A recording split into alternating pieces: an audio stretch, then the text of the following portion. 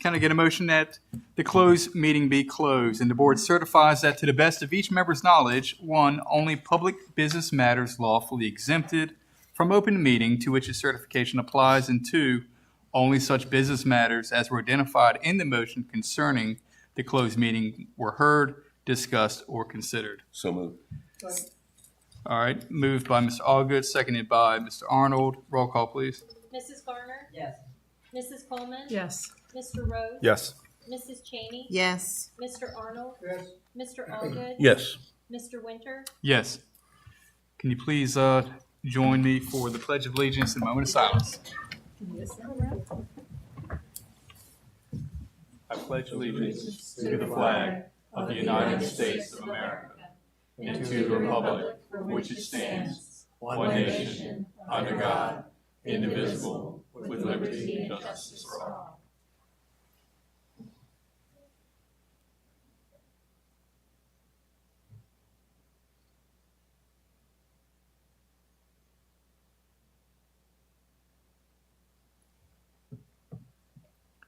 Thank you. All right, moving on to recognitions. Dr. Hosendorf, can you start us off, please, and come forward?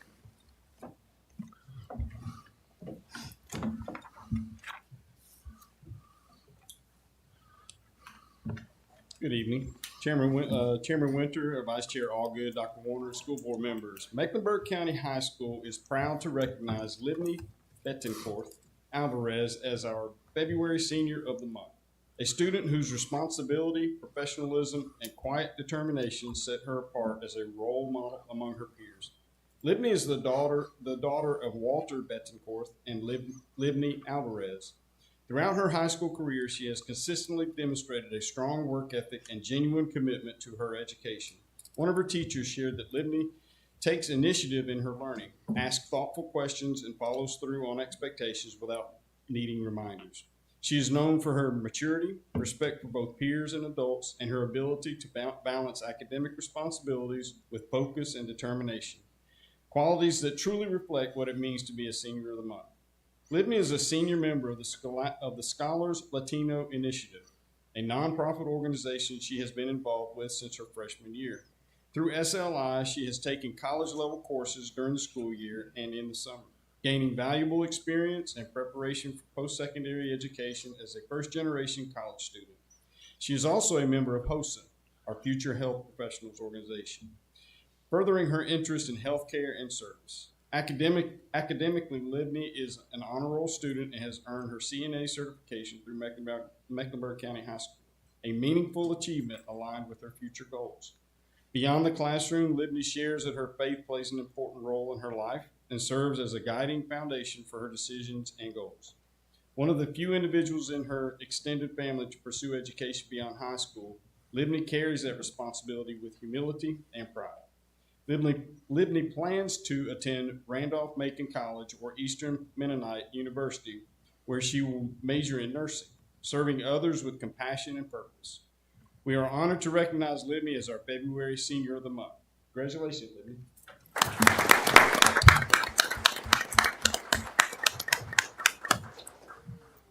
One of the things that Senior of the Month can do is to recognize and bring up to the people that got you here, your parents, if you want to introduce them to the grandkids, or anyone else that's really important, you can bring them on. So this is my mom. Come on. My name is Becky.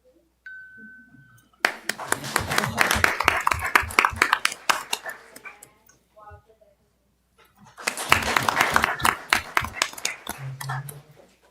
Yeah.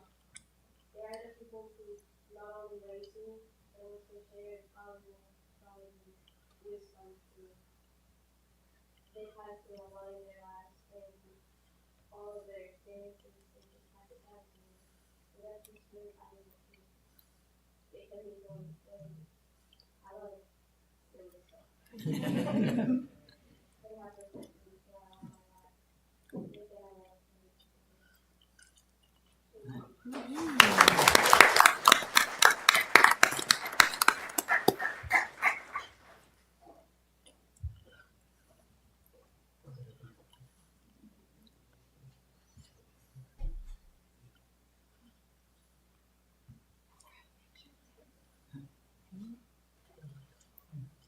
You wanna-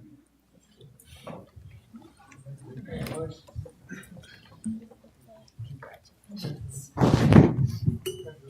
Congratulations. Congratulations. Congratulations. You're raising a beautiful woman.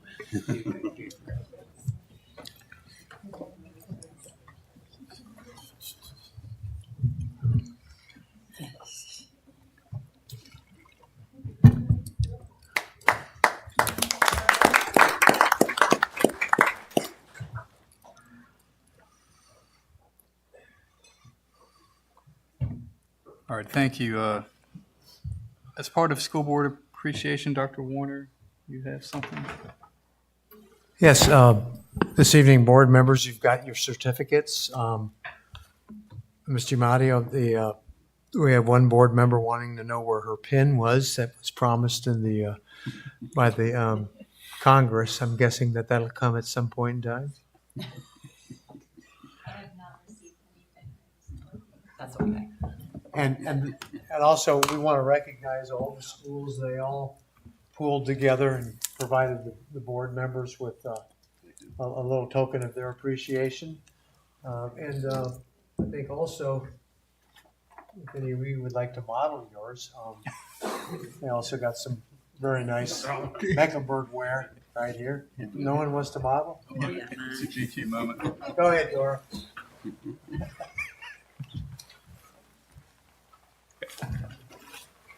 There we go. Fix the sleeves. Do a spin. Do a spin.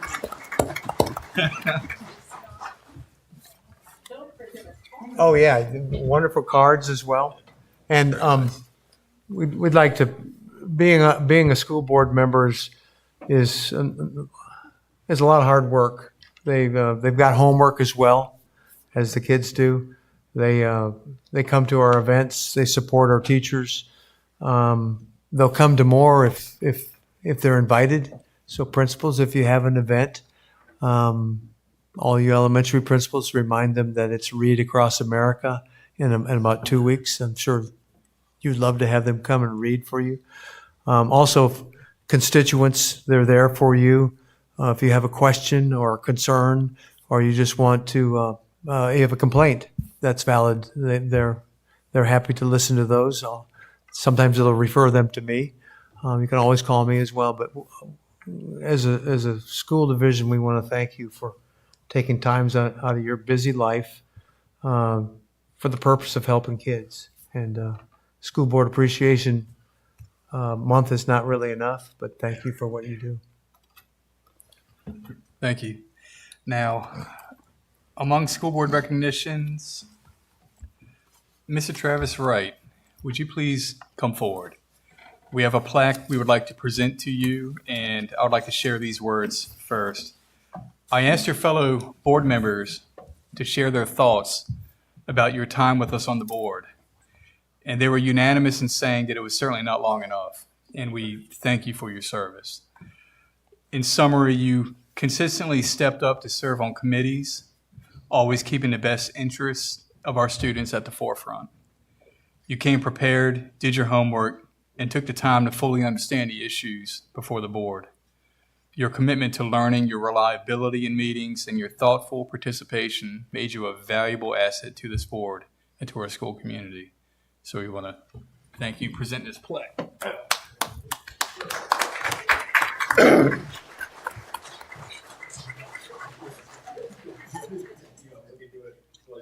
So, Mecklenburg County Public Schools wishes to honor Travis Wright, school board member, in recognition of his years of service, his leadership, his championing of school climate, his advocacy of education, and his love for students, staff, and communities. Hey,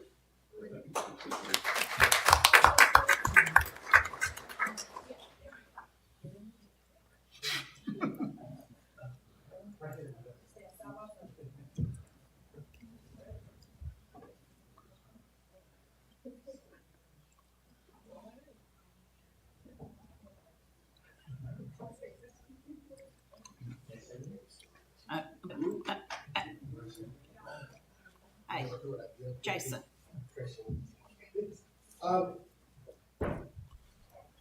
It's interesting. I don't know where to start. First of all, I'd like to thank my lovely wife slash campaign manager for her.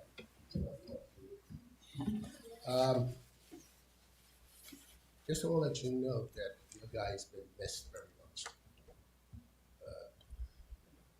You have no idea. Wasn't easy. Put it that way. And I want to thank you for the time that you spent on the board. You guys are really great. It's been real. And I wish you, the board, great success. Again, thank you for the recognition.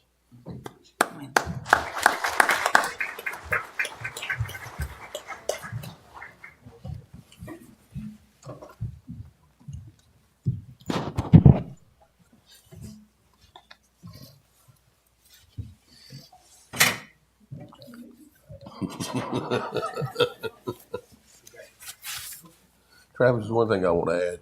The biggest attribute you had was you laughed at my stupid jokes, and I appreciate it. No.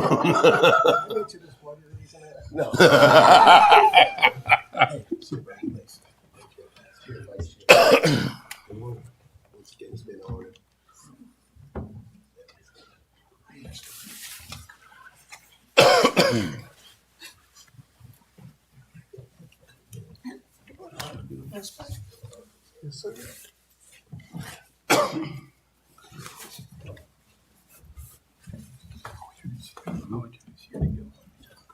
You're going to say something first.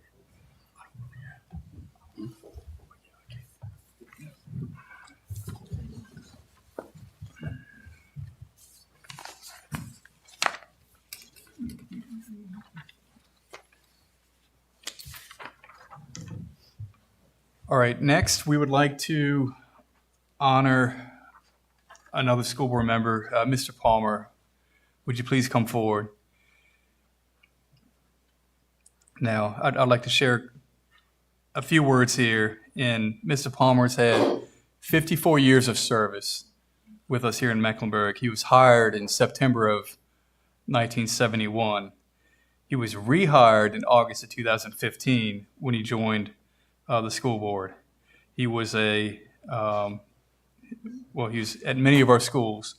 Chase City Elementary School, Bluestone Middle, Bluestone High is both an assistant principal and a principal at La Crosse Elementary, and a principal at both, Bluestone Middle and Bluestone High, a long tenure. And it was an honor for me to be with him on the board.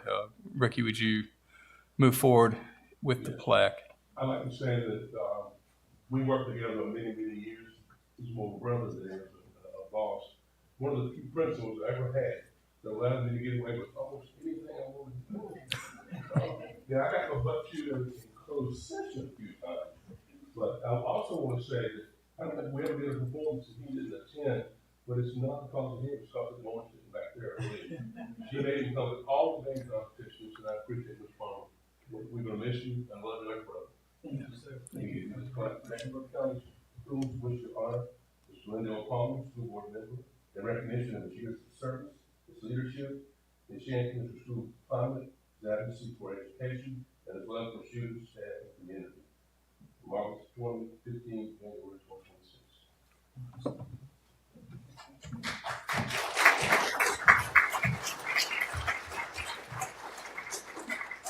I also have something to say too. Mr. Tom was the only person that I know of that I would always say that he was male chauvinist. Because he never let me do whatever I wanted to do. I wanted to park cars at graduation, but I didn't want to. He said, no, that's man's job. Finally, he relented. So I got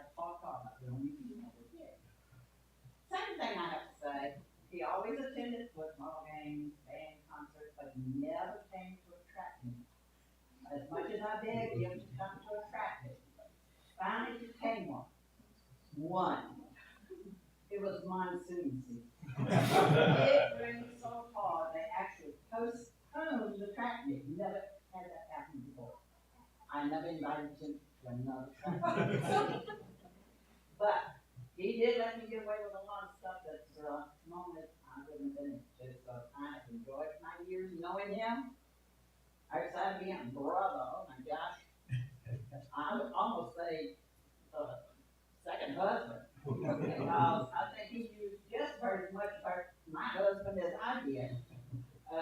He was always nice enough to ask even after he got sick at that, the old food. So we have been very close for a long time, and, Mrs. Palmer is his backbone. She stands with him on all occasions, and is always there for him, and tonight, she's here supporting him. And I would like to invite Ms. Palmer to come right up here with us, because you are part of our, school board as much as Mr. Palmer. And you know why he let you park cars at the end? Couldn't find enough men. All right, and this is for you to take Ooh, beautiful. and keep. We've got one more certificate here from the Virginia School Boards Association. And Mr. Palmer was also, I was his assistant principal for 31 days. Yeah. And I got to know him. You're our class act. Thank you so much for what you've done for kids in the last 54 years. Thank you so very much. Well, I'll be quite honest with all of you. I'm not a speaker, but I am one who loves to deal with the public and especially students. I have worked with them from the time that they were little ones all the way up. And I find myself spending more time with them at times than I do with my own children. I have 2 boys, and I don't want to tell them that, but I really enjoy being with other people's children as well as mine.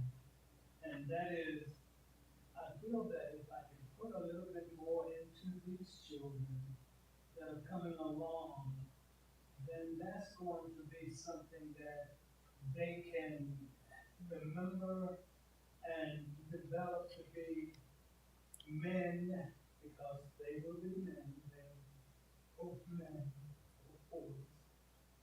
And then I can't leave this person out. This is my wife, and she stands right beside me on many occasions.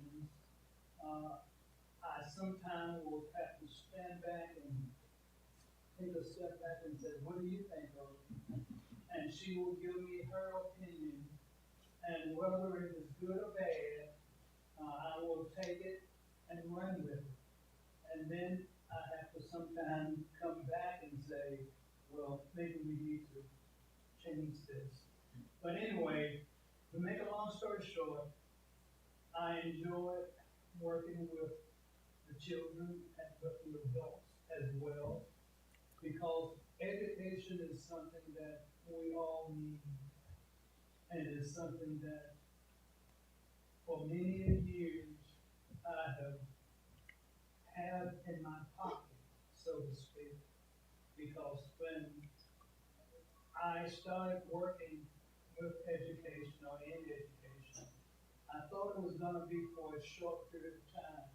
I even said to her that it was only going to be a short time because, of course, as most wives talking to their husbands or just the opposite, I said, it's only going to be a short period of time. So just let me work with them for a while. But when you get into it, and if you really enjoy it, and if you feel that you are contributing to society and to children and to adults, then you will stick with it and you will enjoy it. So anyway, to make a long story short, here I am. I want to thank all of you for all that you have done for me, because it is more than just one person. It is the whole group that makes an individual. And thank you so very much. I appreciate all of you for everything that you have done for me, and including this young lady right here.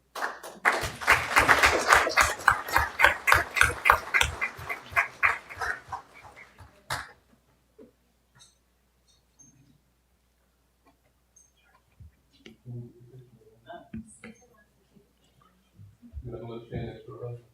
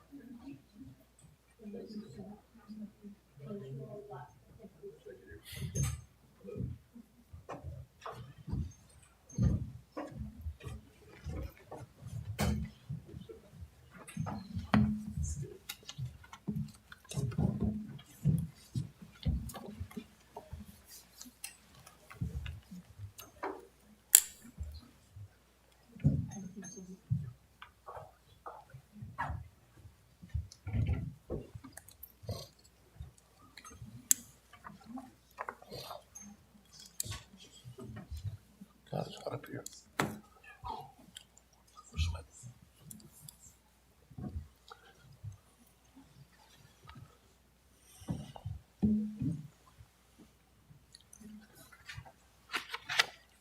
Thank you again, Mr. Bell. Thank you, brother.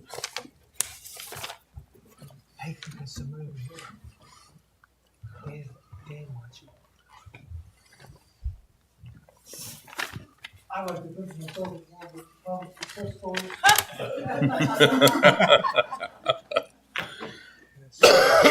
We go way back. I'll have to tell you a story one day. Okay, when we let's have start. time. We had conversations inside and outside his office, but because I worked for him.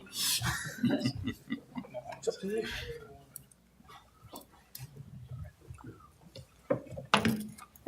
You can make him come up here. All right, a lot of recognitions today. And as part of School Board Clerk Appreciation Week, and Ms. Giamadio, and also our Deputy Clerk, Ms. Stark, we would like to recognize both of you. If you would come forward, please. And I must say, I mean, there are days it looks like we have it together, but it is certainly not without these ladies and what they do. It is, we have for you a certificate. We know how much. You need to sign that. I will. See what I mean? That's the reason why we love you right there. Look at that. She won't let you forget, believe me. What name you want? Ralph Cramden. Ralph, got it. Now it's official. There you go. See? And Ms. Stark. And thank you all so much. And I'm sure other members of the board may want to speak as well and say anything. How helpful they are. Oh, we're Thank gonna you. get a picture up here. Christian. I think Come on, Coca-Cola. Crystal. Coca-Cola needs Come on. a Sponsor. sponsorship here. Thank you. Thank y'all so much for everything you do.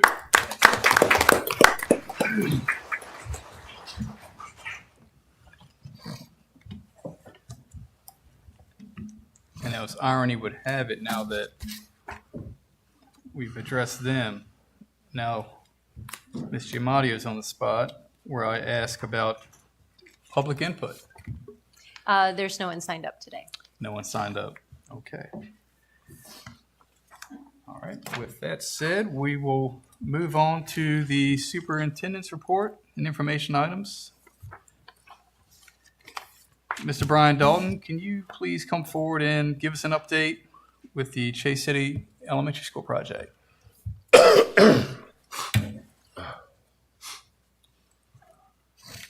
Good evening, Chairman Winters, Dr. Warner, school board members. Once again, we will give you a brief overview of where the progress is in construction, our schedule, direct purchase processes, and photos. Site conditions remain workable due to the contractor's mitigation efforts last month. That's where they packed fines down on the site prior to the winter weather coming in. Continued site grading, started pouring footers, started construction parking lot and laydown area, continued installing underground structures and electrical conduit. Soil compaction across the site continues to meet or exceed specifications. No unsuitable materials have been encountered. That's all good. Substantial completion still on track for April 8th, 2027. Final completion June 15th, 2027. We continue to install footers. As we said, construct the laydown area and parking lot, and continue with underground utilities and storm structures. Start installing below-grade masonry and stem walls. I believe we have some photos coming up. Owner direct purchase to date, tax savings is $168,000. Like I said, that's just getting started. Upcoming purchase orders for flooring, glazing, CMU masonry, brick, masonry grout, doors, and door hardware are forthcoming. And like I said, these are some photos. I believe they got 70 more yards of footers poured just last week. I think they poured it on Thursday. So they can, like I said, it's amazing the progress we're able to make with the weather conditions the way they've been, but they continue to push on. Any questions at this time?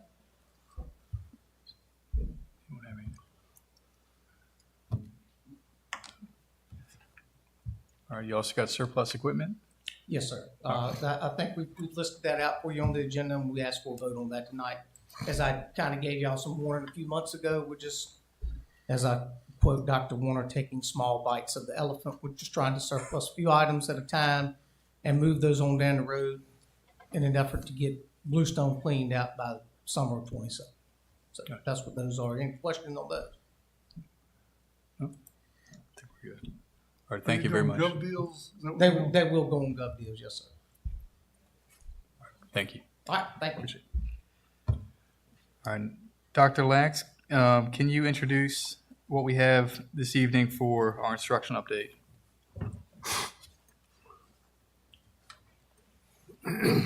Good evening, Board Chair Winter, Vice Chair Allgood, Dr. Warner, and school board members. We have several instruction updates this month.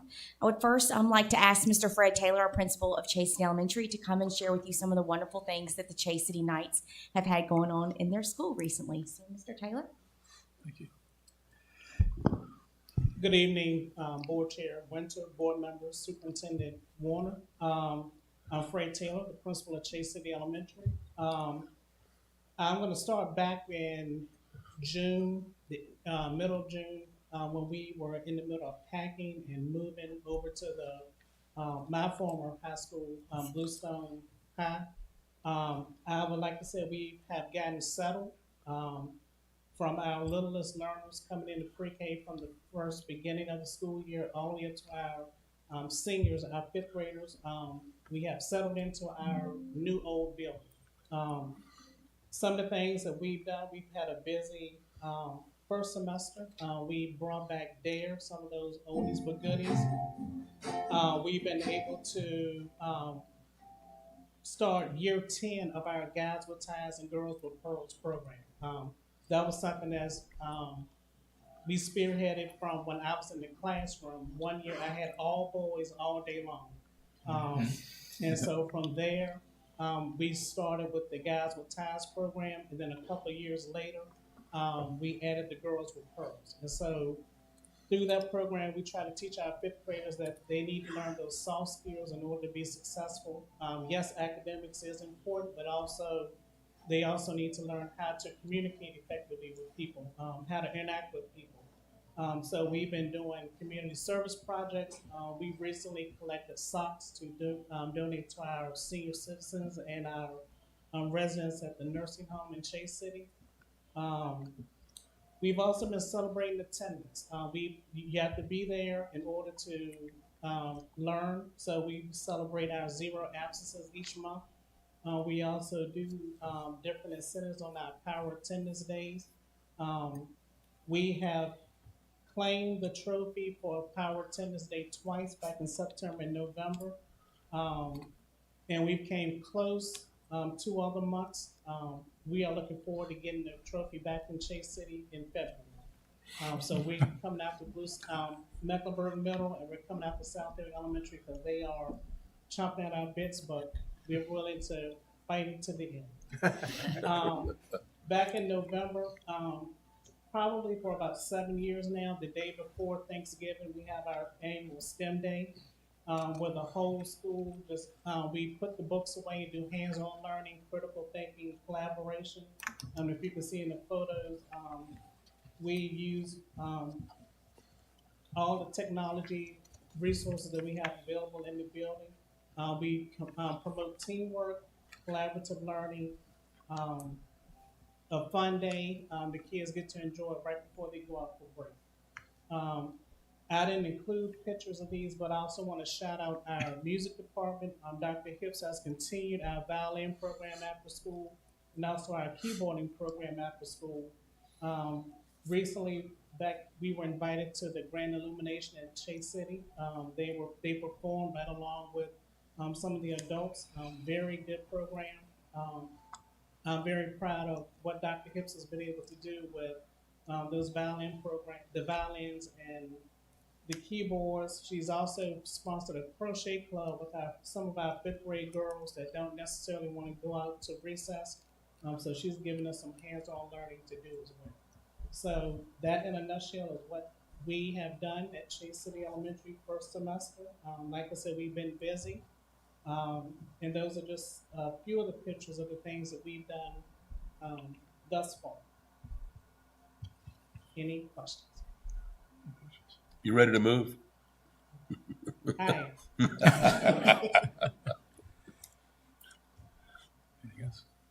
If board members ever have a chance to go to just to stop by the Girls with Pearls and Guys with Dyes, it's really amazing. But wonderful young men, young gentlemen and ladies who develop. It's really an outstanding program. It does get them ready for the simple things of saying, excuse me, thank you, please. May I hold the chair for you? May I open the door? I really applaud you doing that. Thank you. Much so. Thank All you right. all. Thank you, Ms. Taylor.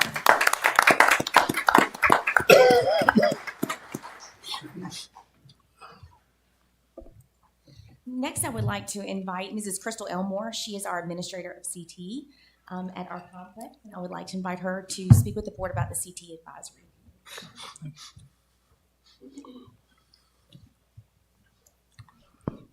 Good evening, Chair, board members, and Dr. Warner.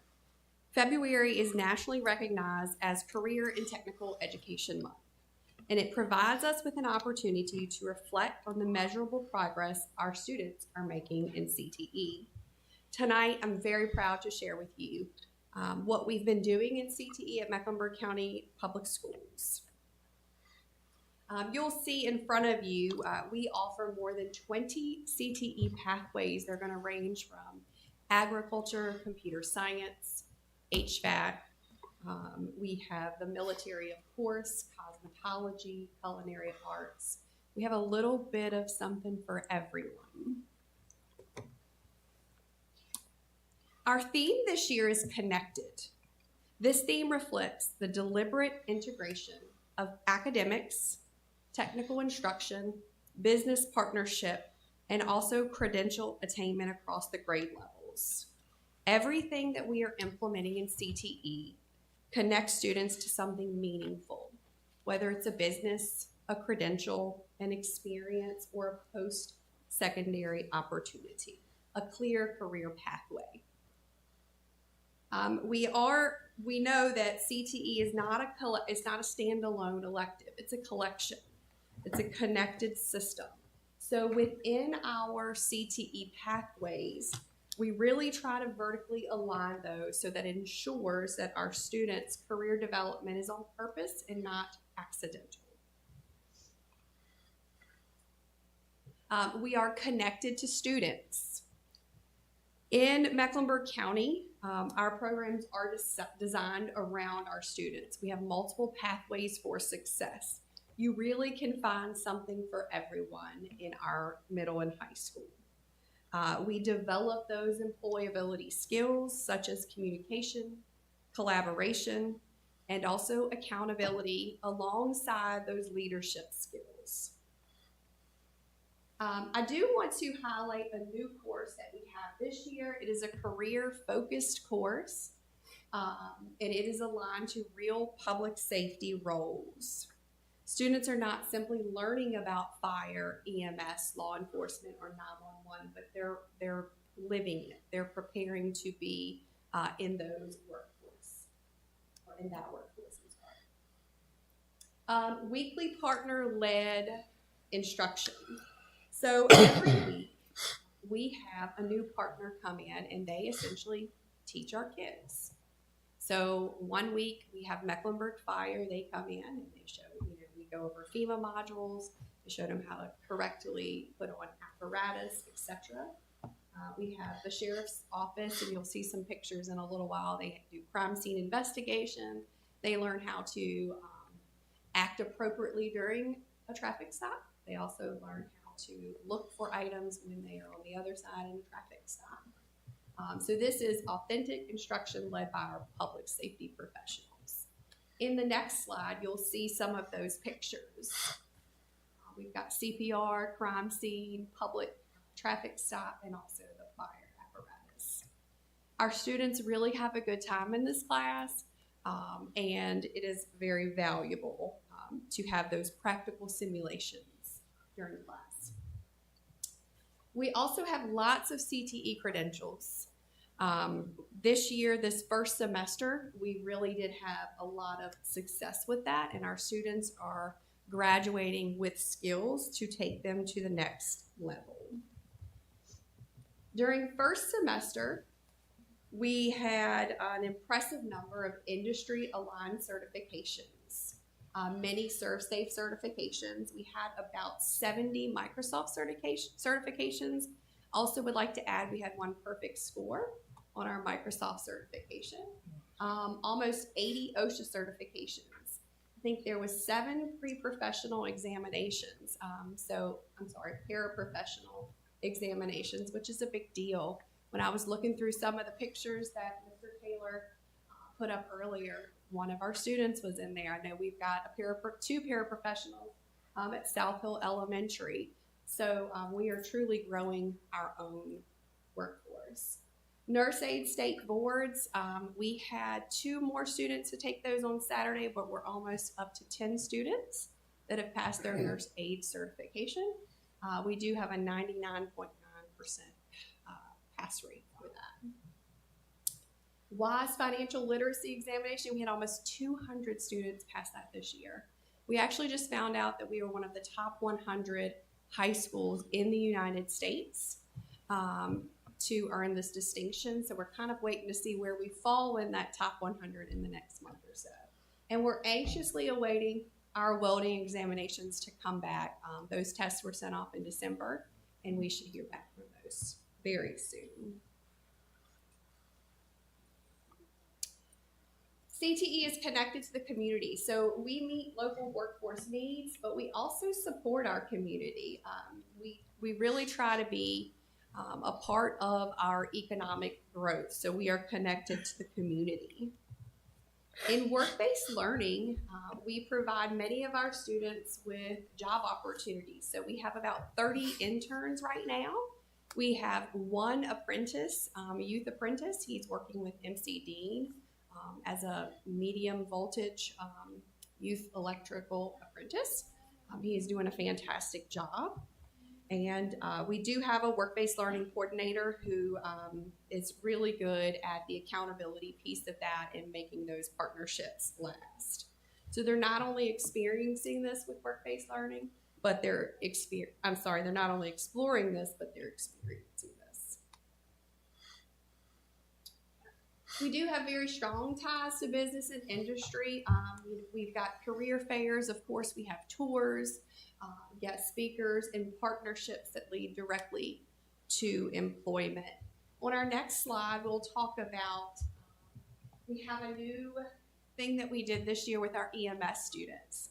So our EMT students go to Southside on Tuesday, Wednesday, and Thursday. On Monday and Friday, they actually are rotating in various departments at the hospital. It has been a wonderful experience for these young people. We started first semester, they would rotate once a week. So I would have 3 kids on Monday and 3 on Friday. They did such a good job that VCU CMH said, hey, we'll take them all. So every Monday and Friday, they have all 6 of our EMT students. They rotate through the emergency department, ICU, acute care, radiology, pharmacy, respiratory. It really has increased the rigor of this program. And I have students stop me. I had 3 stop me last week. Hey, when can we sign up for EMT? So it's increased the popularity of this program as well. We are connected across grade levels. So we start with career awareness and exposure in the elementary school. Then we move on to career investigation and interest development in the middle school. And then finally, we are into career preparation and specialization. So again, that vertical alignment from K through 12. In our next slides, we're going to go over our Connect event. Many of you were able to stop by our Connect event in November, and thank you for coming. We had approximately 90 families attend from grades 4 through 11. During that event, they were able to participate in hands-on activities. They were able to kind of see what they may want to do as they progress through their CTE pathways and ask questions. In the next few slides, you'll just see some pictures about our Connect event. So you'll see somebody you might know in the bottom. There's one of our EMT students up there. He is explaining CPR and things that they do. We have our ecology program in the top. On the next slide, you'll see a few more. So we've got our business partner, Microsoft, up there. We have students taking computers apart. And then you have a 7th grade student in the bottom. This student is learning how to listen for blood pressure. So she just learned kind of pretty much the pathway she wanted to go on in 6th grade. She was in a health occupations room listening for blood pressure, and then she actually got to speak to an occupational therapist the same night and kind of wrap the whole picture up in her pathway. We are connected to the future. So our goal this year is to really strengthen our business partnerships and expand pathways while also growing our work-based learning experience for students. Connecting to the future, we have a few new classes next year that have been keeping us a little bit busy. Landscaping 2, we've got floral design that's coming in. We have an exciting new program that our students are very excited about. That's Science 1 and 2. We also have Equine Science 1 and 2 coming. We have a really great opportunity for our seniors for the Forestry Academy and the Teacher Academy, where they would travel off campus, and they have an opportunity to earn college credits, transferable college credits for the Forestry and Teacher Academy. Criminal justice is coming back, advertising design, and we also have health assisting careers coming back. So we are expanding, reflecting off of student interest, advisory input, and also regional workforce needs. We do have some upcoming events that I would like to invite you guys to. On Wednesday, we're having our college and career fair. We have about 51 organizations and businesses that are coming. We really did try to hone in on 3 E's. So we have military, we have lots of universities and colleges, and of course, industries that are coming. We have the tractor parade coming up this week as well. Job shadowing day, we have lots of students that are going out into industries, hospitals, different trades, and then we'll have our Phoenix Fest coming up at the end of May. I will also invite you guys to our reality store, which if you have worked that before, it's a lot of fun. It's where our middle school and high school kids, they get a salary, and they have to spend it based off of to buy insurance and all kinds of things. So I would invite you to come join us for that. Does anyone have any questions? What time is the tractor parade? It is going to be in the morning, probably around 8 or 8:15. I have a little one who would just be dying to see. Any other questions? Outstanding. Very good. Your group, your teachers, and all that you've done. I mean, we've always had a really good CTE program, but you have really knocked the socks off of it.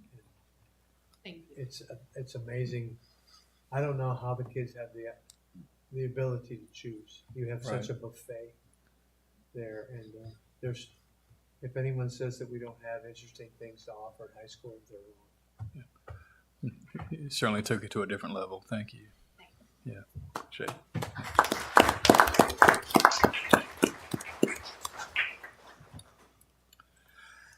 All right, Ms. Peters, can you give us the Phoenix Academy update, please? Hey, good evening, ladies and gentlemen.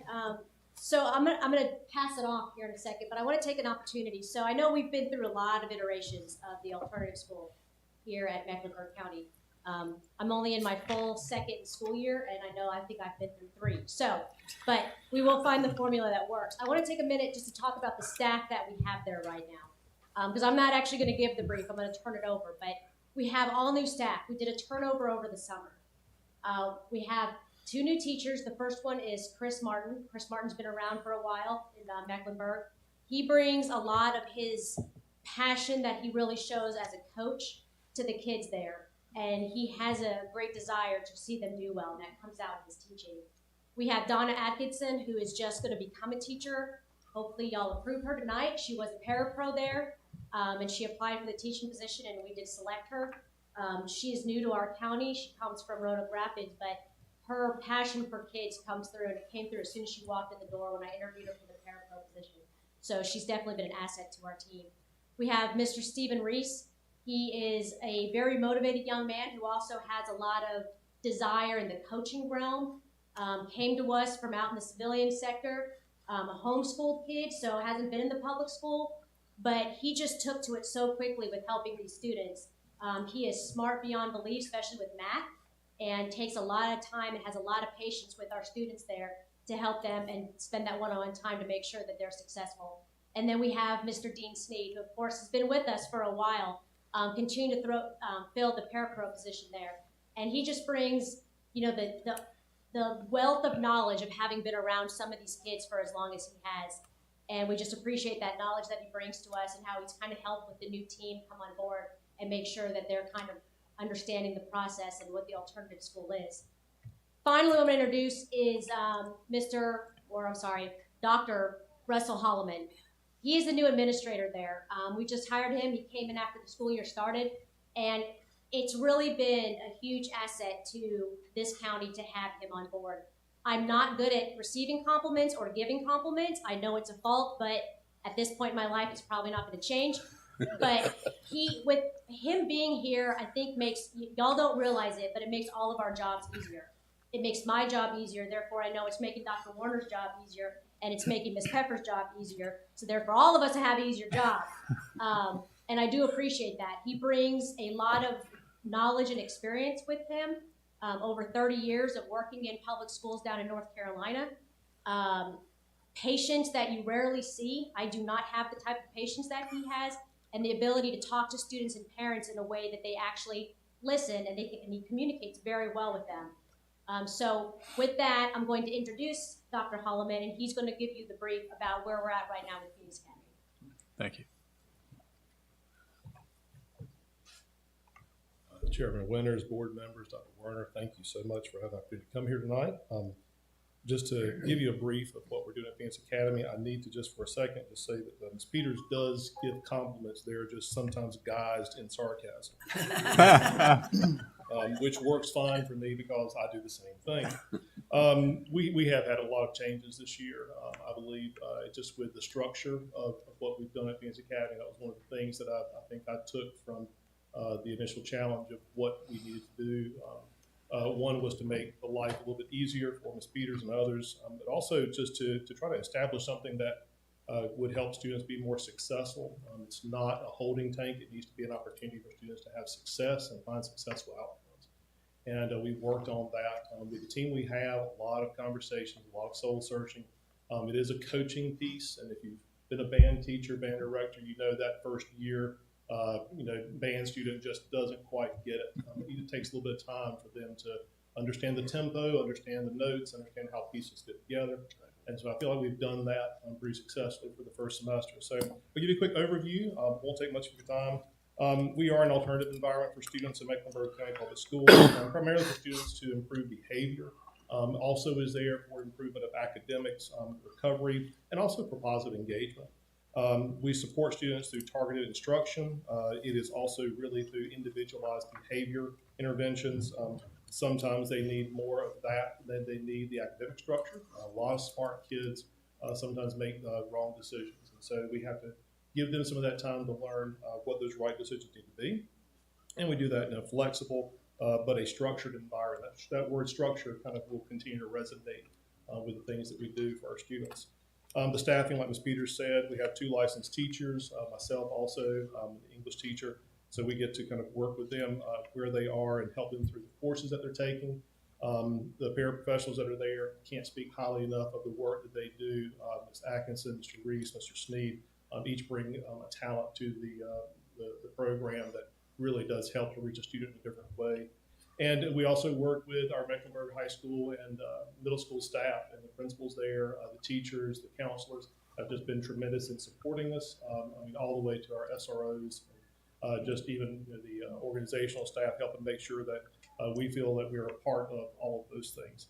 The key is really a low student-teacher ratio. A lot of staff members there to help work with students so we can give them a lot of one-on-one time, a lot of listening time, a lot of patience. It is hard to understand a student's background without sitting down and actually talking to them, know where they're coming from. Sometimes you understand why they're struggling, and you can work with those outcomes for them. We do a lot of personalized learning plans that's aligned with the curriculum that we have. A lot of that's online platforms. We have students who are also working through Canvas. We're having conversations with their classroom teachers, and we're really there to tutor them, to work with them through those moments and those needs. At the same time, guiding them daily, social and emotional piece. Sometimes it's just about giving them the opportunity to take a bit of a brain break, go outside, talk a little bit. They can toss a football around for a minute or two, come back in, reassess, and get back on track. And a lot of productivity is gained from that. Not a lot of downtime. And just focuses on positive communication and very strong communication with those students. Our performance data snapshot, I can probably break this down for you, just with a quick comparison of 2024-25 to where we have been this fall. The real number for me is the number of students that have completed courses, how they have completed that. We've averaged right now about 69% of our courses were completed. That number is actually much higher for the students who have been on campus, we've been interacting with. We're at almost 90% completion rate for those students. So if they were with us in the building face to face, we're hitting about 88%. The ones who are at home, we don't get to engage with as much. We do some home visits. We do make contact with them daily. We do talk to them. You know when your child is not watching you and you're not able to see what they're doing, sometimes they get off task with homework. It's the same way with the students that we work with. So the ones that are with us in the building are able to engage more, but we still have done a lot of work with them to make sure that they're keeping up on their academics and a lot of contacts at home. So that success rate from the year before is from 25% to almost 70%, and the goal is to increase that. Over 90% of the students in the fall that served with us met the requirements, academics, behavior, and attendance to return to their base school, which my job is to have an empty program eventually. That would be the best success, is that we really help to not have any return visitors. And we tell our students that often. We would like for them to never come back to us ever again. So we walk back to the school and then am welcomed into the middle school and high school, going and visiting with those students and checking on them in their classrooms and keeping up with them through email. And some students made some significant academic progress and gains that helped them catch up a lot this past year, and got a lot of those students really on track for whether it's graduation or promotion. So I feel like we made a lot of success, and we've got a number in the building again this semester already. The goal is to keep them in the same place and to help them find that same success that we did with the students in the fall. I did want to take a chance just to share a couple success stories because I think it's important. So again, having been here, I hit my 2 years in January. There were students at the alternative school that have been here since before I came, and they just found themselves stuck in that school. We had one of them started the school year with us. We were able to slowly integrate that student back, and now that student's back full-time at the high school. And I know that Dr. Holloman does go by and does check on the student, is in communication with the teachers and all the things. So he's not just dropping them back into the school. There's a follow-up piece of it to make sure that they're still on track and that checking in because they have established a relationship. And when I don't hear the name from Dr. H, then I know that things must be going all right for that student over at the high school. And another student in the same situation came and did not finish two grade levels in middle school because of the process of just being completely just stuck in alternative school. And this student started off the school year in the alternative school. We got this student in full time to the alternative school, and not only did the student come to school, the student completed all 4 of their high school classes and passed all 4 of them.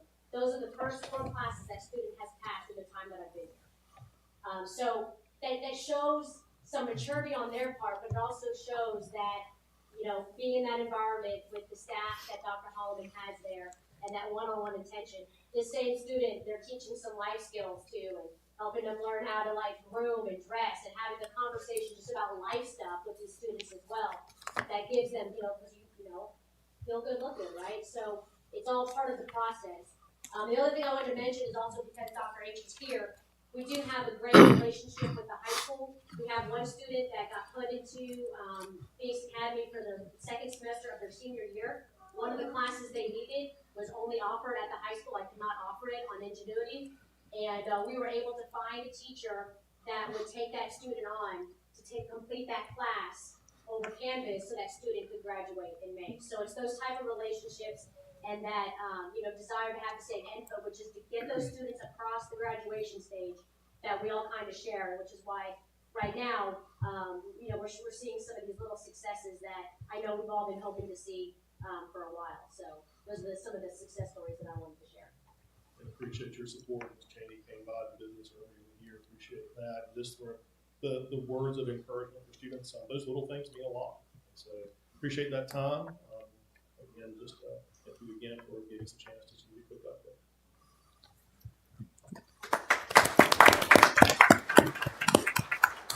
Yeah. I want to thank you both. A lot of people don't realize what is involved, and thank you for all your hard work. Dr. Warner, can you elaborate on the annual request for the 4-H buses? Yes, sir. Each year, the Mecklenburg County 4-H makes a request of the Mecklenburg County Public Schools to utilize buses.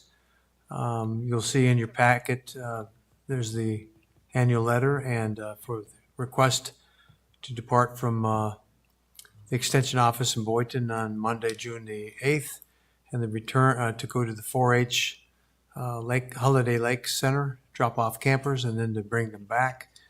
This is an annual request. This is in conjunction with Virginia Tech. You'll also see that there's a contract attached as well. This is a regular, reoccurring request, and I'd recommend that we approve this. They're a really good partner with this. Ms. Bowen spends a lot of time with our elementary, middle, and high school kids with collaborative programs. All right, thank you. For the overnight field trip, is it better for you to read what's here, and then you elaborate, or? Okay. Good evening, Board Chair, Vice Chair, Board members.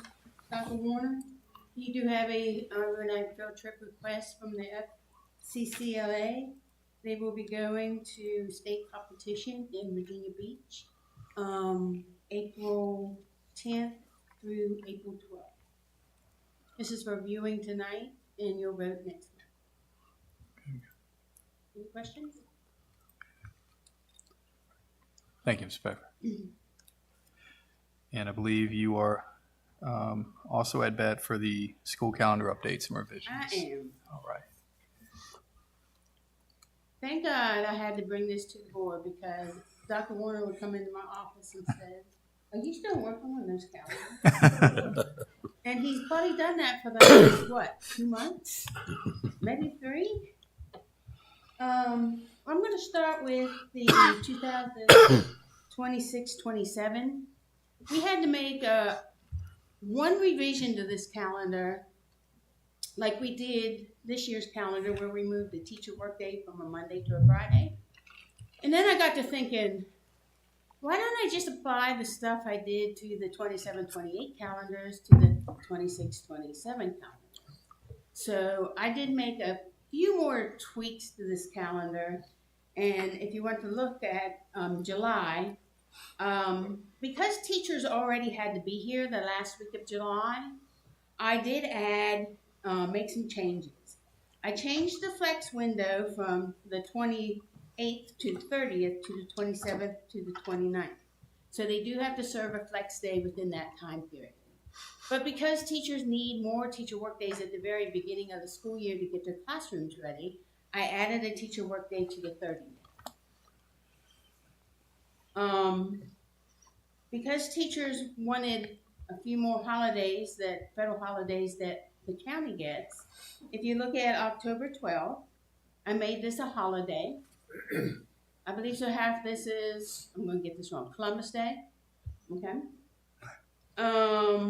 Then I moved a teacher workday in March from the 8th to the 12th, only because I changed it from a Monday to a Friday. They all seemed to like that suggestion this year, so I did it last year. Now, I also added March 26th, Good Friday, as a vacation day. And if you look, I added Monday, April 5th, as a teacher workday. Because teachers have been off and untied all week, and the month of April is the preparation for the review of SOLs, I figured a teacher workday right after a week vacation would help them prepare better for getting ready for those SOL reviews. I added June 29th and the 30th for summer school after I talked to the instruction team. Now, these 2 days will be up to the instruction team on whether they use it for teacher student instruction or for teacher work days, to have all the teachers just close out the summer school session. Semester 1 is 88 days, and semester 2 is 88 days. So this is a 176-day calendar. The beginning of instruction is changed from 7:45 to 7:40, and the ending instruction at the complex is changed from 2:45 to 2:50. This allows us to continue to have a few snow makeup days and still make the 140 clock seat hours for the high school classes. Because of the divisions around us have early release days, I added an early release day at Christmas break on the 18th. And I added a early release day for May 21st, which is the last day of school. I also made early release days division-wide. So when we have an early release day for parent-teacher conference days at the elementary school, the teachers at the middle school complex will have a teacher work day for half a day. Those are the changes I made to the 26-27 calendar. I did, if you go to the next, I did send out a survey, and I had 107 teachers or staff respond, and I had 91 likes and 16 don't likes. The majority of the don't likes was the added teacher workday in July. However, they had to already be here that week because they had a flex day, so it shouldn't really affect anybody's vacation. Any questions? Now, the next page is just a reformatting of what the calendars look like. I had some requests from staff to clean up the front pages and not have all that little fine print. So what I did was I moved the actual calendar dates to the second page. And you'll also see that on the 27-28. We'll be voting for the revisions tonight on the 26-27 calendar, so if you have any questions, I'll gladly answer them. If not, we might as well get to the 27-28, and you'll notice the same theme. I listened to the teachers. They want more teacher work days. They want more vacation days. So I've tried to fit them in and still make the instructional hours that we need for our students and allow for a few inclement weather days so that they're banned. The first option is option 1. This is a 178-day calendar. Teachers return the 27th. So I have added, because this is a calendar 2 years in the future, they already know that last week of July is going to be teacher work days. So I did have teachers will be starting the 27th. They'll have 3 additional teacher work days, and these will be teacher work days, not professional development days, so that they can get their classrooms organized and ready for open houses the first week in August. I gave them Columbus Day in October. November 2nd is Election Day. I made this a teacher work day / virtual remote day for students. And an early release day for the 17th before we get off of Christmas. If you notice, they have 13 days off during Christmas. And then they come back for 2 teacher work days before we start the second semester. In February, I also give them President's Day. They have a teacher work day in March. For spring break, they have a week off, and then they have Easter Monday off. And they'll get out of school the 24th. Any questions? If you turn to option 2, this is a 176-day calendar.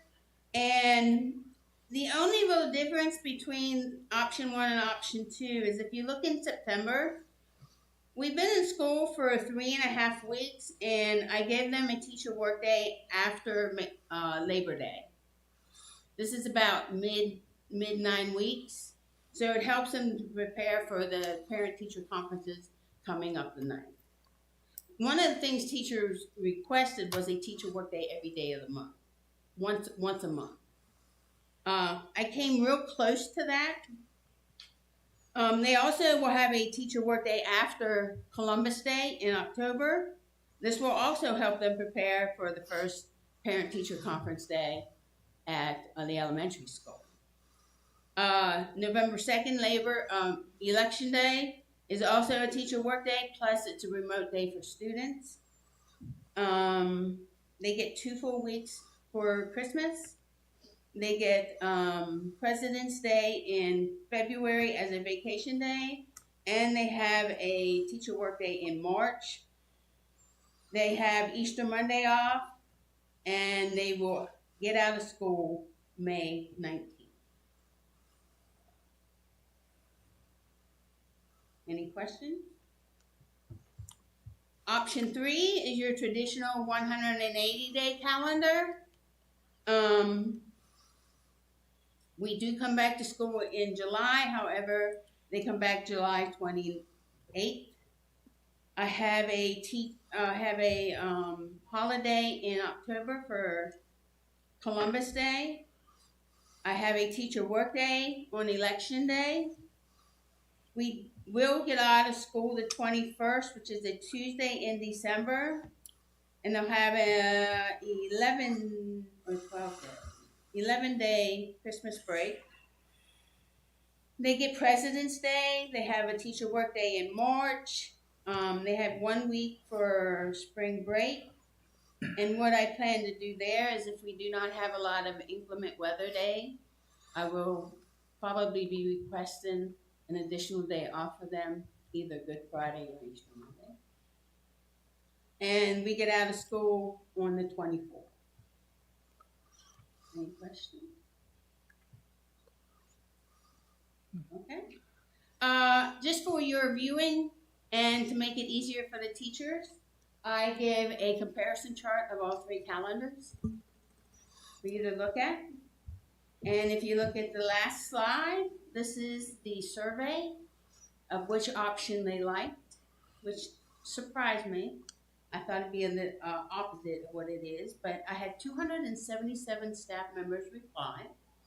Option 1 received 112. Option 2 received 150, and option 3 received 15. Not to put you on the spot, Ms. Pfeffer, but out of the three options, which one do you prefer? Now, I really don't care because I think all three options are a good option. I assumed option 1 would probably come in as the winner because that gave the most vacation days during Christmas break. I do like option 2. If I had to vote, I probably would have voted for option 2. Thank you. That's a lot of work. And I bet you can't look at a calendar now without seeing colored blocks. No, and I sort of get them all mixed up. So. I should have handed the calendar duties off to Ms. Pfeffer 2 years ago. She really put a lot of work and thought into this, and really came up with a remarkable idea of not extending the teacher's workday, but only in increasing the instructional day by 10 minutes. And there's nothing wrong with giving a little bit more instruction. The one thing that I'm really proud of that we have done over the years, and not many school divisions do this, I think 1 or 2 besides us, is we have calendars 2 years in advance. And the way it really works is we develop one that's set in stone and the other one's set in plastic. And she's turned next year's plastic calendar. Tonight you will make it stone.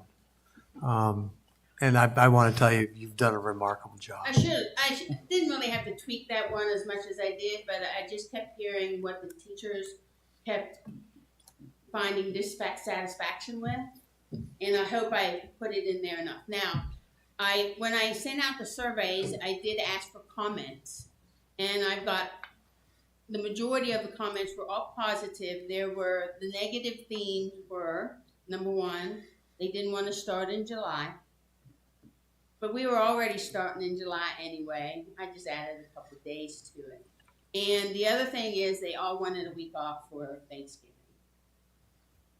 So, but other than that, the comments were positive. Thank you. All right, Dr. Warner, superintendent comments. What you got? Good segue.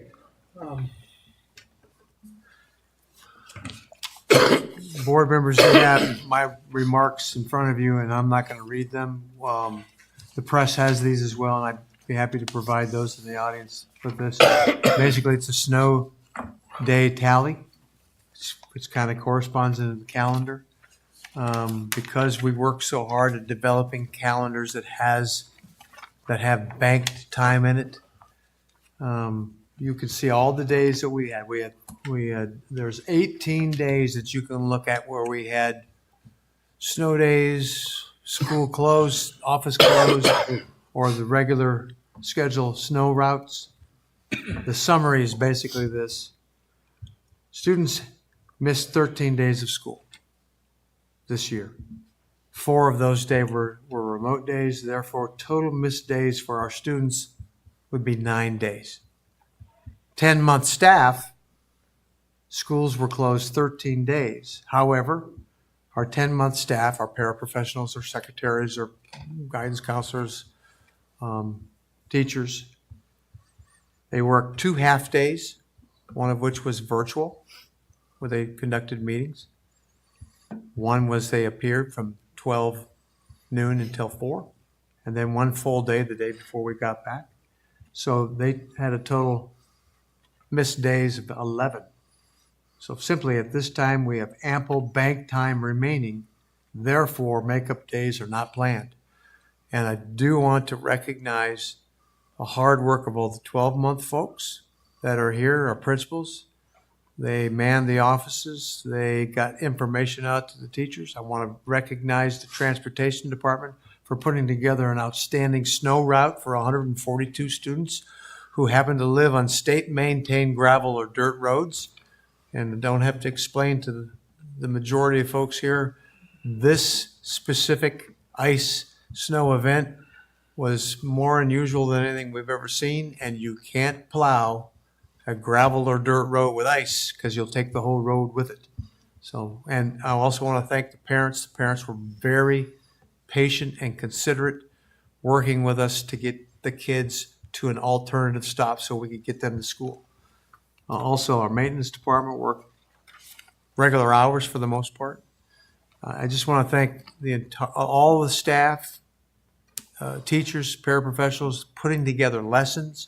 A lot of teachers went beyond what was expected of them by checking with their kids and by providing special activities. We couldn't reach all the children because not every child has internet at home. A lot of children don't have laptops at home. We only send Chromebooks home with our high school kids. So this was really a community effort.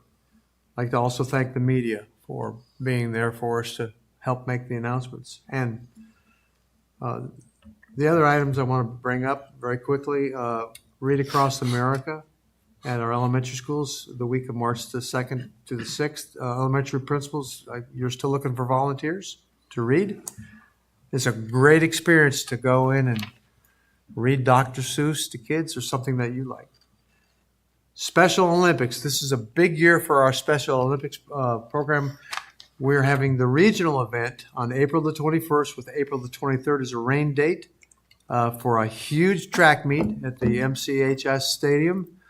Aaron, are you still taking volunteers? Yes, sir, we are. And whoever wants a link to sign up is actually through the Special Olympics website, not through us directly. So I send whoever wants the link out to if you want to come volunteer and come help us out that day.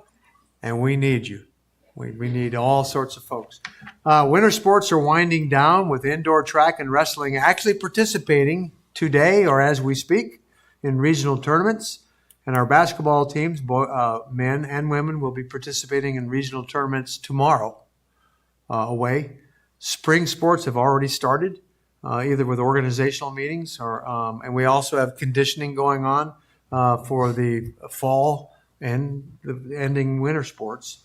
And then, of course, very important for our middle school and high school parents, please understand that we're going to be going through high school and middle school registration this week. Is that correct, Dr. Lax? And parents, check with your children about the classes that they have signed up for. You should be reviewing what they sign up for, and you should be signing the form. There have been several occasions where forms have come back that the students have delivered with a parent's signature on it, and then later the parent would say, I never signed that. So this is out for those who are watching and news media. Parents, please check with your student to make sure that you take a look at what they've signed up for and that you have agreed to it and signed it. And that's all I have. Thank you. All right, for Chairman's remarks, as a matter of business during the special meeting held February 9th, the board interviewed a prospective candidate for District 1. The meeting offered public comment, to which no one came forward. In the action items tonight, the board will vote its decision on an interim appointment, which will remain active until the upcoming election this November 2026.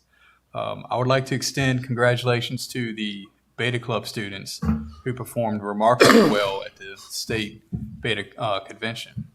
It is a welcome pleasure to see good news on my Facebook feed. I will say that.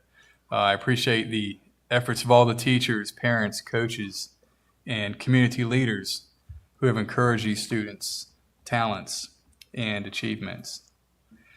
And I was kind of reflecting earlier today in how, at times adults can paint an unfair picture about the future, saying things like, just wait until you become an adult.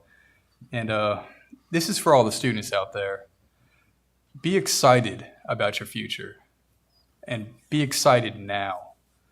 Find your passion, dream big, and pay no mind to anything that stifles your spirit and your future goals. We saw the CTE pathways today. There's a lot of good things that we have. You know, we celebrate the success of our students, and together, let us nurture those dreams, knowing that tomorrow will bring more.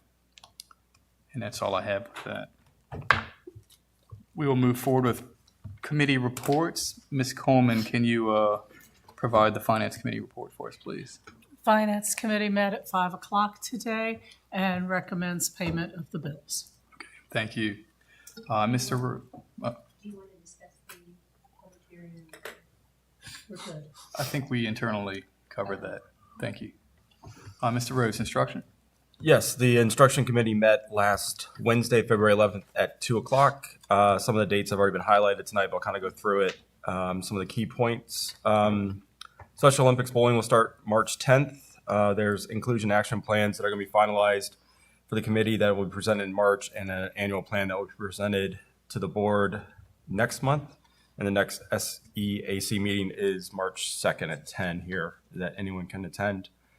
Updates, pre-K, Head Start, and kindergarten registration day is Thursday, March 12th, all day 9 to 6 at each elementary school. Elementary has had Wolf Trap teaching assistants come in and conduct some teaching residencies that have been for pre-K, kindergarten, first grade. The Jamestown Yorktown Foundation will visit our fourth grade classes. That was not going to happen from what I was told, but Ms. Dalton was able to get a grant for that. So thank you for that. So that will occur.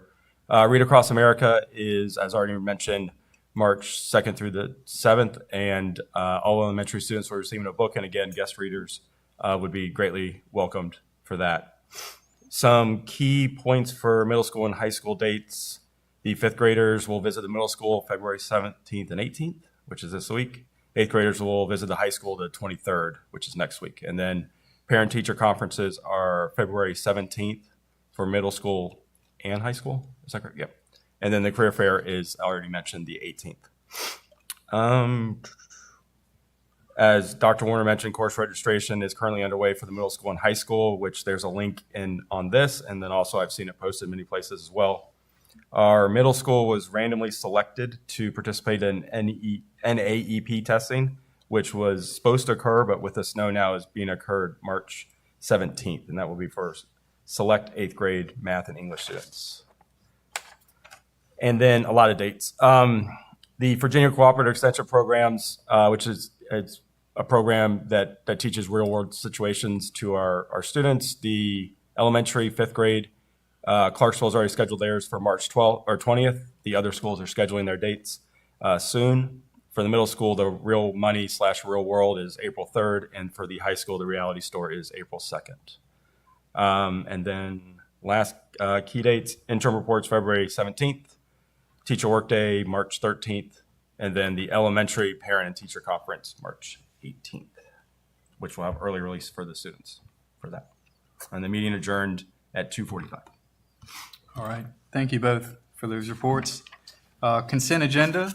Can I get a motion that the school board approves the consent agenda? So moved. Second. All right. Moved by Allgood, seconded by Ms. Coleman. And roll call, please. Mrs. Garner? Yes. Mrs. Coleman? Yes. Mr. Rose? Yes. Mrs. Cheney? Yes. Mr. Arnold? Yes. Mr. Allgood? Yes. Mr. Winter? Yes. All right. So we have a recommendation to pay the bills. Can I get a second, please? Second. No, it's not necessary. All right. No second. We won't have that either. All right. So roll call on approving the bill. Mrs. Garner? Yes. Mrs. Coleman? Yes. Mr. Rose? Yes. Mrs. Cheney? Yes. Mr. Arnold? Yes. Mr. Allgood? Yes. Mr. Winter? Yes. All right. Personnel 1. Can I get a motion that the school board approves the Personnel 1 recommendations regarding employments, resignations, retirements, transfers, supplements, and adjustments? So moved. Second. All right. Moved by Ms. Coleman, seconded by Ms. Cheney. Roll call, please. Mrs. Garner, Yes. Mrs. Coleman, Yes. Mr. Rose, Yes. Mrs. Cheney, Yes. Mr. Arnold, Yes. Mr. Allgood, Yes. Mr. Winter, Yes.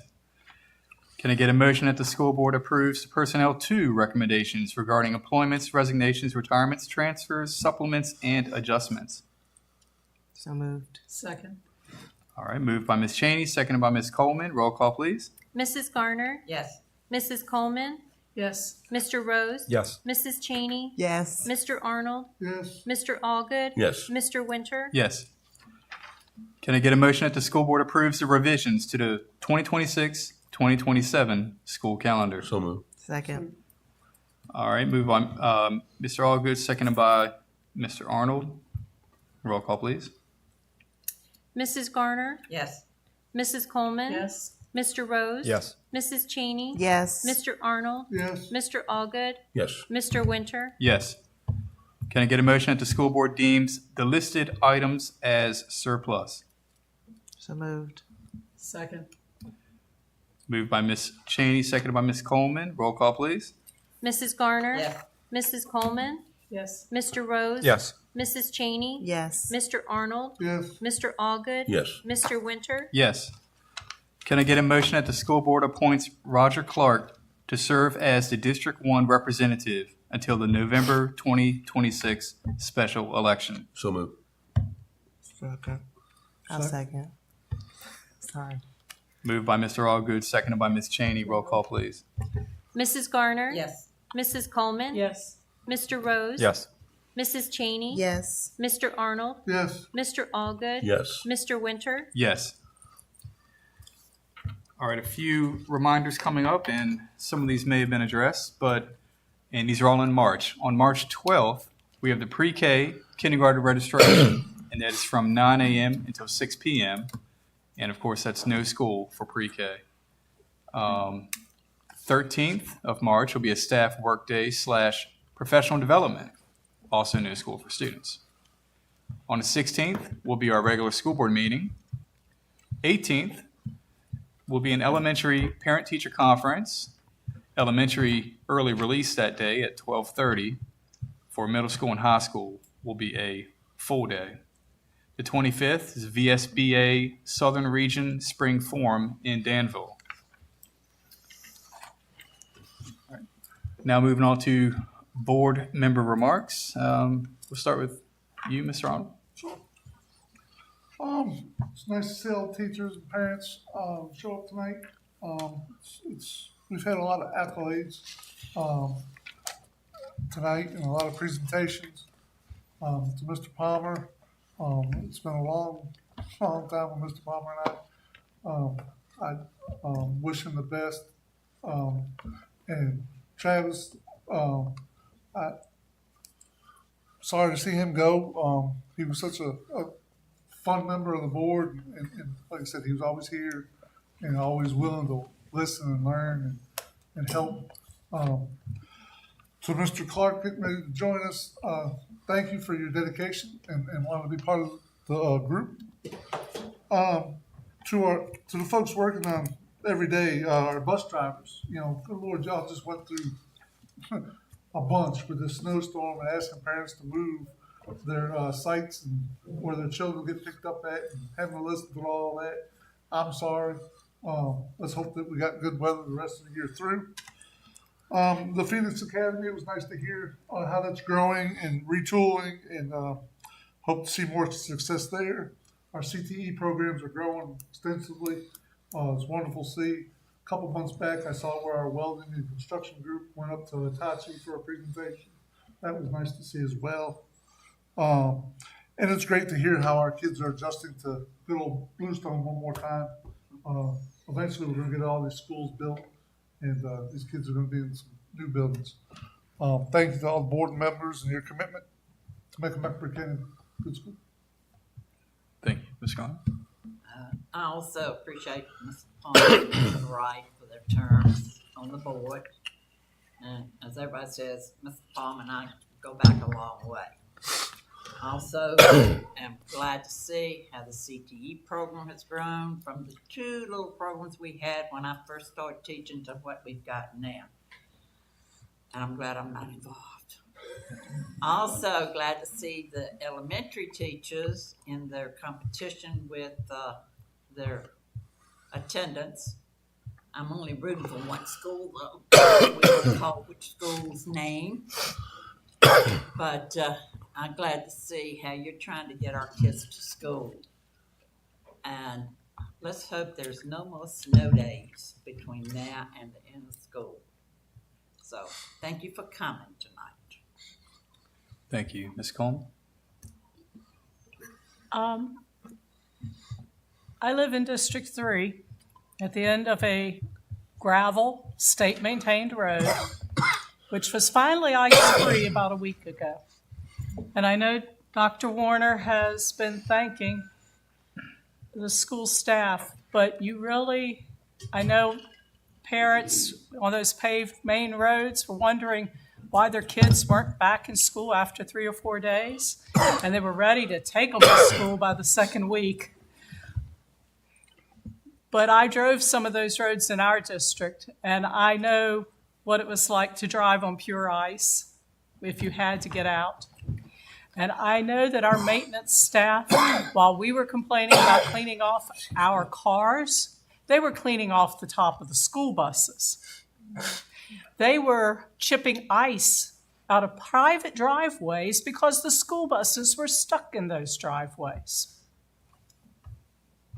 And one person that didn't get thanked, but in my day, you didn't have to worry about what a power surge or a power outage might do to your chalkboard.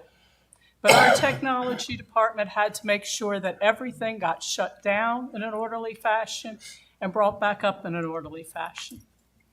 And I know that La Crosse Elementary had to deal with a parking lot that was still gravel. And where were they going to get how were they going to get the students that were in cars unloaded when we went back to school, and that parking lot still had ice? So what we went through, what our staff went through, was really remarkable. And I hope that everybody in this county, very diverse county, can appreciate it. And I especially appreciate Dr. Warner because he kept the school board informed through that whole period, so that when somebody did call and want to know why their kid wasn't back in school, we were able to tell them what some of the challenges were that we were still dealing with. And I'm very proud to be part of this school system. Thank you. Ms. Cheney? Everybody said a lot here, and it's amazing to hear such great compliments from everybody. And I just want to reiterate it, but I'm not. I'm just going to say that I am, because it's amazing. Mr. Taylor, the presentation that you gave was awesome, and I especially love the CTE and how it is growing. So get in, because there's a lot of opportunities, and where you should be excited, like you said, about your future, because there's some great things happening. Thank you. Thank you, Mr. Rose. Yeah, a lot of things have already been mentioned. So, Mr. Clark, welcome to the board. I am now no longer the newbie, so thank you for that. It's great to hear everything about the CTE program. That's awesome. As you already mentioned, congratulations to the Beta team on their success at States, I think last weekend, and good luck to all the winter sports teams as they compete at the end of the year. Thank you. I want to thank Ms. Pepper, because when I was a teacher, I could have sworn that it didn't matter how you voted. They picked what they wanted in the central office. So why vote? But I see that. I didn't do it. I see there is a process now that actually works if you vote. So thank you, ma'am, for that. And Mr. Winter, I want to thank you for being so organized and keeping the meetings running smoothly. It makes a difference. And the last thing was, when I first retired, I thought teachers should never miss a day for snow. But since I've gone back to work in Charlotte County, I listen for that call more than any other teacher up there. One more day, baby, one more day. So it's all how you look at it. I enjoyed every snow day I got. Thank you all. Yes. We've thanked everybody else, but one person we haven't thanked is Dr. Warren. If you didn't see the pictures on Facebook, he was out there shoveling snow and ice all over the park. And from what I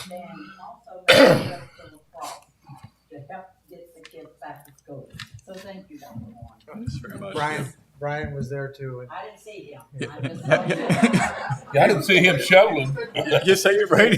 I see him doing any shoveling out there. I don't know. All right. Just want to, hope everyone has a safe trip home. I think we've said enough. And can I get a motion to adjourn? So moved. All right.